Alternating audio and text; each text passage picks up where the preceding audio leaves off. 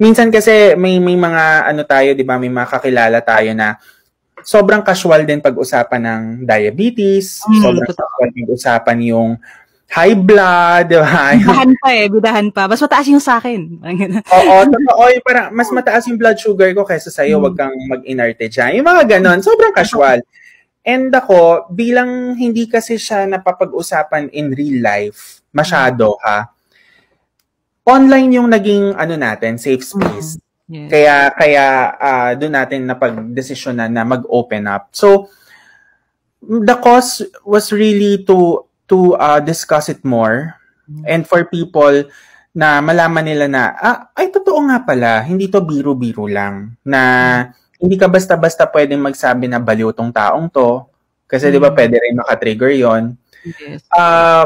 Bagkus, mas kailangan natin siyang pag-usapan kasi tulad nito, dumadaan tayo sa pandemic, nararanasan natin to, coach. And I'm very, very sure, I have a strong feeling na every single day, marami ring mga tao ang mas mabibigat yung pinagdadaanan, parang may mga suicide attempts din sila. So, mas kailangan natin maging vocal about it para maramdaman din nila na hindi sila nag-iisa.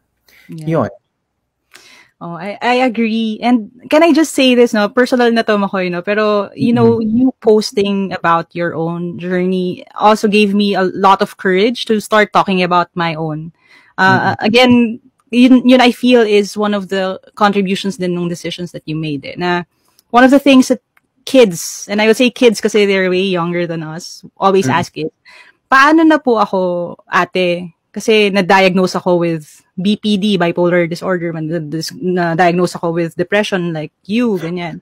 Paano na ako, wala na ba akong option? And I guess sa generation natin, ako personally, yun yung experience ko na parang don't talk about your depression kasi hindi ka na ma-hire, hindi ka matatanggap sa opportunities kasi sasabihin nila, yun nga, there's something wrong with you. But I guess seeing you and how successful you are in your field and how yun nga, you're a visible persona out there.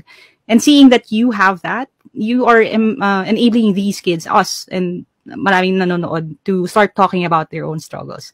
So I really thank you for that. Necessary yun eh. We hate the term role models, I feel. Na parang, role model. Ay, grabe naman. Grabe naman doon. Pero, I guess, papayag tayo sa representation, I think.